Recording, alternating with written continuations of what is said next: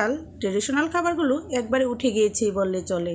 তবে আমাদের বাচ্চারা কিংবা বড়রা সবাই কিন্তু যে কোনো ধরনের চপ খেতে খুব পছন্দ করে। আর আজকে আমি দেখাবো সরিষা ফুলের চপ। তো আমি সরিষা ফুলগুলো ভালো করে বেছে নিয়েছি এবং ধুয়ে পরিষ্কার করে তারপরে ছোট ছোট পিস করে কেটে নিয়েছি।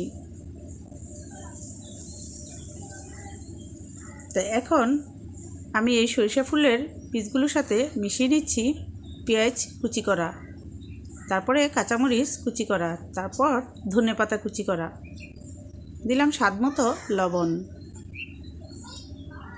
তারপরে দিয়ে দিলাম একটু আদা রসুন বাটা,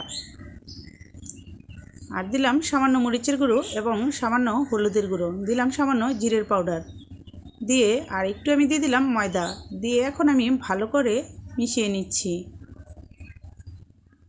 আর এটাকে আপনি হাতে কচলিয়ে কচলিয়ে ভালো করে মিশিয়ে নেবেন। কচলাতে কচলাতে ফুলগুলো কিন্তু অনেকটাই সফট হয়ে যাবে।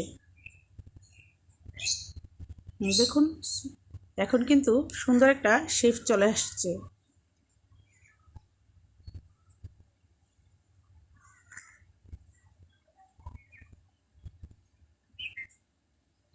আমি এক এক করে তেলের মধ্যে ছেড়ে দিচ্ছি।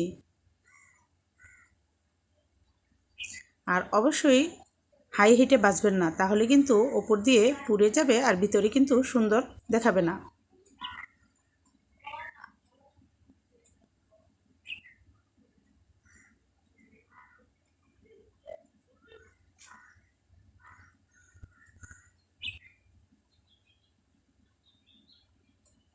তো এক পাশ যখন হয়ে গিয়েছে আমি উল্টিয়ে দিয়েছি আরেক পাশ।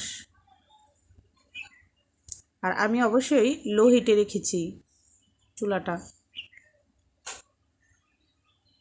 তো হয়ে গিয়েছে আমার ফুলকপি ভাজা, আর এটা খেতে কিন্তু খুবই সুস্বাদু।